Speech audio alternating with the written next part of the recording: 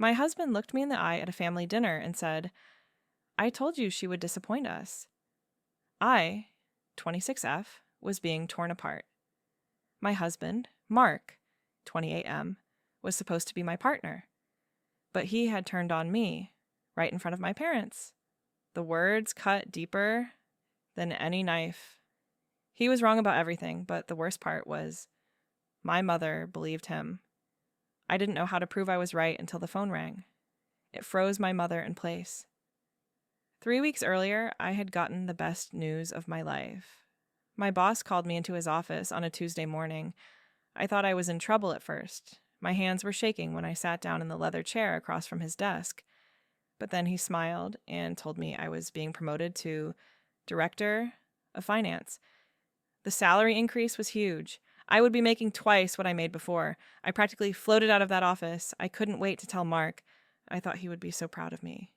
When I got home that night, Mark was watching TV on the couch. I told him about the promotion right away. His face changed immediately. The smile disappeared. He looked at me like I had done something wrong. He said, "That's nice." Then he turned back to the TV. I asked him what was wrong. He said nothing was wrong, but I could see it in his eyes. He was angry. He didn't say another word about it for the rest of the week. My parents had invited us over for dinner on Saturday night. It was supposed to be a celebration. My father had just closed a big deal for his company. He owned a manufacturing business that had been in the family for 3 generations. Mark had been working there for 2 years. My father liked him a lot. He always said Mark was like the son he never had. My mother loved Mark too. She thought he was perfect for me. She always took his side in everything. The dinner table was set with the good china. My mother had made all of Mark's favorite foods. She barely looked at me when we walked in. She gave Mark a big hug and asked him how work was going. She didn't ask me anything about my job. She never did. My father was different, though. He pulled me aside and whispered that he was proud of me. He had heard about my promotion through a friend. He wanted to know all the details. We sat down to eat. My mother served Mark first, as always. She piled his plate high with food. When she got to me, she gave me half portions. She said I needed to watch my weight. Mark laughed. My father frowned, but said nothing. This was how it always was. My mother treating Mark like royalty while treating me like I was invisible. Halfway through dinner, my father asked me about my promotion. Before I could answer, Mark cut in. He said, "She's lying about the whole thing." My mother's fork stopped halfway to her mouth. She looked at me with narrowed eyes. Mark continued, "She didn't get promoted. She's making it all up to get attention." My mother nodded like she had suspected this all along. I felt my face get hot. I said, "That's not true. I have the paperwork to prove it." Mark laughed. He said, "Anyone can fake paperwork. You probably typed it up yourself." My mother joined in. She said, "I always knew you were a disappointment. You should have focused on being a good wife instead of chasing fantasies." My father looked uncomfortable but stayed quiet. Mark leaned back in his chair. He said, "A woman shouldn't earn more than her husband anyway. It's not natural. I told you she would disappoint us." He was looking at my mother when he said it. They shared a look that made my stomach turn. Something passed between them that I didn't understand at the time. I stood up from the table. I said, "I worked hard for this promotion. I earned it. Why can't you be happy for me?" My mother slammed her hand on the table. She said, "Sit down and stop making a scene. You're embarrassing yourself." I sat back down, feeling like a child again. Mark smirked at me from across the table. My father finally spoke up. He said, "Let's all calm down." I'm sure there is an explanation for everything, but before anyone could respond, the phone rang. It was the landline in the kitchen. My mother got up to answer it. We could all hear her from the dining room. She said, "Hello?" Then her voice changed. She said, "Who is this?" There was a long pause. Then she said, "Why are you calling here?" Her voice was shaking now. She said, "I don't know what you're talking about." Another pause. Then she said, "This is a mistake." But whoever was on the other end kept talking. My mother's face went white. She looked through the doorway at me. Her eyes were wide with fear. She said into the phone, "How did you find out?" Then she hung up quickly and came back to the table. Her hands were shaking. She sat down without saying a word. My father asked, "Who was that?" My mother said, "Wrong number." But we all knew she was lying. Her face was pale and sweaty. She wouldn't look at anyone. Mark suddenly looked nervous, too. He kept glancing between my mother and me. I said, "That wasn't a wrong number." "Who was it?" My mother snapped at me. She said, "Mind your own business." But my father wasn't having it. He said, "Tell us who called." My mother started to cry. Not sad tears, but angry tears. She said, "It was nothing. Just a misunderstanding." My father's phone started ringing then. He pulled it out of his pocket and looked at the screen. He said, "It's my business partner." He answered it. We watched as his face changed from confusion to shock to anger. He kept saying, "What? Are you sure? How long?" When he hung up, he was staring at my mother. He said, "That was Tom. He said someone from your company called him. He was looking at me now," he said. "They said you discovered something during an audit." "Something about missing money." I nodded. I had found discrepancies in some accounts during a routine check at my new job. I had reported it to my boss, who had started an investigation. My mother stood up so fast her chair fell over. She said, "You did this. You reported me." I was confused at first. Then it clicked. The missing money I had found traced back to my father's company. Someone had been stealing from it for years. That someone was my mother. My father said, "What is she talking about?" My mother turned on him. She said, "Nothing. She's lying, just like she lied about the promotion." But my father wasn't buying it anymore. He said, "How much did you take?" My mother's face turned red. She said, "I didn't take anything. I deserved that money. I've been stuck in this marriage for 20 years. Mark suddenly stood up. He said, "I was only joking about the promotion. I'm proud of her, really." He was trying to backtrack, but it was too late. My father looked at him with disgust. He said, "Sit down, Mark. We're not done here." My father turned back to my mother. He said, "How long have you been stealing from me?" My mother laughed. It was an ugly sound. She said, "From you. That company should have been mine. My father wanted to leave it to me, but you convinced him to give it to you instead." This was news to all of us. My grandfather had died when I was 5. I never knew there had been any dispute about the company. My father said, "Your father left it to me because he knew you couldn't run it." And he was right. Instead of building something of your own, you've been stealing from me. My mother picked up her wine glass and threw it against the wall. It shattered into 1,000 pieces. She said, "I only married you for that company. And when I couldn't have it, I took what I could." Mark tried to leave then. He said, "I should go. This is a family matter," but my father blocked his path. He said, "You're not going anywhere. You're part of this, aren't you?" Mark's face went pale. He said, "I don't know what you mean." My father laughed. It was a cold sound. He said, "I've known about you two for months." He pointed at Mark and my mother. He said, "Did you really think I was that stupid? The late nights at the office? The secret phone calls? The money you've been transferring to offshore accounts?" My mother and Mark looked at each other in shock. Mark said, "You knew?" My father nodded. He said, "I've been documenting everything. Every penny you stole, every lie you told, every time you met behind my back." I felt like the room was spinning. I said, "Mark, you were having an affair with my mother?" Mark wouldn't look at me. My mother lifted her chin defiantly. She said, "At least he appreciates me. At least he sees my value." My father pulled out his phone. He said, "I've already called my lawyer, and the police are on their way." My mother lunged at him, trying to grab the phone. She said, "You can't do this." "I'm your wife." My father pushed her away gently. He said, "Not anymore." Mark finally looked at me. "Mark," he said, "I never loved you. I was only with you to get close to the company. Your mother promised me I would inherit it once we got rid of your father." I felt sick. Everything had been a lie. Every kiss, every promise, every moment we had shared. My father said, "The company will never be yours, Mark. I signed it over to my daughter this morning." He looked at me with pride. He said, She's the only one I trust. She's proven herself with her integrity and her intelligence. The company is hers now. My mother screamed. She said, "You can't do that. She doesn't deserve it." My father said, "She discovered your theft. She reported it, even though she knew it would cause problems. That's integrity, something you and Mark know nothing about." Mark turned to me. He said, "Baby, please. We can work this out. I made a mistake." I laughed in his face. I said, "A mistake? You were planning to destroy my family. You were using me to get to my father's money." He grabbed my arm. He said, "Don't be stupid. You need me." I pulled my arm away. I said, "I don't need anyone who would betray me like this. You and my mother deserve each other."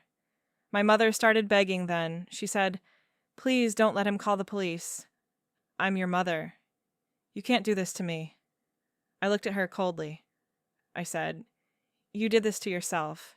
You stole from your own family. You betrayed your husband. You tried to destroy me at every turn. And for what? Money? Power? Was it worth it?"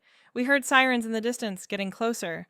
Mark tried to run for the door, but my father blocked him again. My father said, "Running will only make it worse. Face what you've done like a man." Mark started crying then. Real tears. He said, "I can't go to jail. I won't survive." My mother collapsed into a chair. She said, "This is all your fault." She was looking at me with pure hatred. She said, "If you had just been a good daughter, none of this would have happened. If you had just stayed in your place." I said, "My place? My place is running the company you tried to steal. My place is succeeding, despite everything you did to hold me back. My place is standing here, watching you face the consequences of your actions." The police arrived then. 2 officers came to the door. My father let them in and explained the situation. He showed them documents on his phone, evidence of the embezzlement, evidence of the affair, evidence of the conspiracy to steal his company. The officers nodded and took notes. One officer approached my mother. He said, "Ma'am, you need to come with us." My mother stood up slowly. She looked around the room like she was seeing it for the last time. She said to my father, "I wasted 20 years on you." My father said, "No, you wasted 20 years on greed and deception." The other officer went to Mark. Mark said, "This is a misunderstanding. I didn't do anything wrong." The officer said, "Sir, you're named in the embezzlement scheme. You need to come with us." Mark looked at me one last time. He said, "You'll regret this." I said, "The only thing I regret is not seeing who you really were sooner." The officers led them both out in handcuffs. Our neighbors were standing on their lawns, watching. My mother tried to hide her face, but everyone saw. Everyone knew. When they were gone, my father and I stood in the dining room, surrounded by the wreckage of dinner, broken glass on the floor, food getting cold on the table, 2 empty chairs that would stay empty. My father put his arm around me. He said, "I'm sorry you had to find out this way." I said, "How long have you really known?" He sighed. He said, "About 6 months." I hired a private investigator when I noticed money was missing. He uncovered everything. The affair, the theft, their plan to take over the company. I was waiting for the right moment to act. I asked, "Why didn't you tell me?" He said, "I wanted to protect you." I hoped I was wrong about Mark. I hoped he really loved you. But when he started poisoning you against your own success, I knew he had to go. We started cleaning up the mess, picking up broken glass, throwing away the ruined dinner. As we worked, my father said, "The company is really yours now." I meant what I said. "You've earned it." I felt overwhelmed. I said, "I don't know if I'm ready for that responsibility." He said, "You discovered the theft through your own diligence. You reported it, even though you knew it would cause upheaval. You stood up to them tonight with grace and strength. You're more ready than you know." We finished cleaning and sat down at the empty table. Just the 2 of us. My father poured us both some wine from a bottle my mother hadn't thrown. We raised our glasses. He said, "To new beginnings?" I said, "No, to the truth finally coming out." We drank in silence for a moment. Then my father said, "Your promotion is real, isn't it?" I smiled. I said, "Yes, it's real. I worked hard for it." He said, "I never doubted you for a second. Your mother and Mark tried to make me doubt you, but I knew better." I asked, "What will happen to them now?" He said, "They'll face charges for embezzlement and fraud. With the evidence I've collected, they'll probably go to prison. The money they stole will be recovered. Their reputations will be ruined." I thought about Mark, about the wedding we had planned for the following year, about the children we had talked about having, about the life I thought we were building together. It had all been a lie. But sitting there with my father, I realized I had gained something more valuable. I had gained my freedom. My phone buzzed with a text. It was from my boss, congratulating me again on the promotion and asking if I could start training for my new role on Monday. I showed it to my father. He smiled. He said, "See? Your success is real. Their deception is what was fake." We talked late into the night about the company, about the future, about how we would move forward from this betrayal. My father told me stories about my grandfather, about how he had built the company from nothing. He said I reminded him of my grandfather. Strong, determined, honest. As I drove home that night, I thought about everything that had happened. My mother and Mark were probably being processed at the police station. They would spend the night in jail.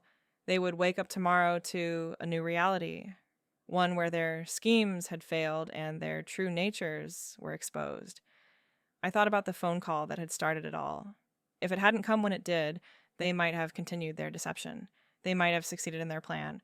But my discovery of the theft had set things in motion. My integrity had been their downfall. When I got home, I found Mark's things still scattered around the apartment. His clothes in the closet, his toothbrush in the bathroom, his coffee mug on the kitchen counter. I got trash bags and started throwing everything away. Every reminder of him went into the bags. By dawn, there was no trace of him left. I sat on my couch as the sun came up, feeling strangely peaceful. My mother had tried to break me my whole life. Mark had tried to use me. They had conspired together to destroy everything my father and I had built, but they had failed. Their greed and deception had been their undoing. My phone rang. It was my father. He said, "I wanted to make sure you were okay." I said, "I'm better than okay." "I'm free," he said. "Good. Because we have work to do. The company needs leadership. It needs someone with integrity. It needs you." I thought about my mother's words at dinner, about how I should have focused on being a good wife instead of pursuing my career, about how I was a disappointment.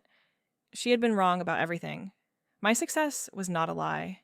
My ambition was not a flaw. My integrity was not a weakness. Mark had said I would disappoint them. In a way, he was right. I had disappointed their expectations that I would be weak. I had disappointed their plans to steal from my father. I had disappointed their belief that I would never amount to anything. But their disappointment was my triumph. The next few months were challenging. The legal proceedings against my mother and Mark moved forward. They both pled guilty to avoid longer sentences. My mother got 5 years in prison. Mark got 3. They were also ordered to pay back everything they had stolen, though most of it had already been spent on their lavish secret life together. The divorce was finalized quickly. My father didn't want anything from my mother except his freedom. He let her keep her personal belongings, but nothing else. She lost everything that mattered to her: the status, the money, the reputation she had built on lies. I threw myself into my new role at work and learning about my father's company. I discovered I had a talent for business that had been suppressed my whole life. My mother had always told me I wasn't smart enough, wasn't good enough, but she had been projecting her own inadequacies onto me. My father and I grew closer than we had ever been. Without my mother's poison between us, we could finally have a real relationship. He taught me everything about the business. He introduced me to all the key players. He showed me how to lead with integrity and strength. One day, about 6 months after that fateful dinner, I received a letter from prison. It was from my mother. She wrote that she blamed me for everything, that I had ruined her life, that I was an ungrateful daughter. I threw the letter away without finishing it. Her words had no power over me anymore. Mark tried to call me from prison once. I didn't answer. I had nothing to say to him. He had shown me who he really was, and I believed him. The man I had loved never existed. He was a character Mark had played to get what he wanted. A year after that dinner, I was running both my department at work and overseeing operations at my father's company. I had proven myself capable of more than anyone had imagined. My mother had said I would disappoint them. Instead, I had exceeded every expectation except theirs. My father retired early, confident that the company was in good hands. He said he wanted to travel, to see the world, to live the life he had put on hold during his marriage. He deserved that freedom.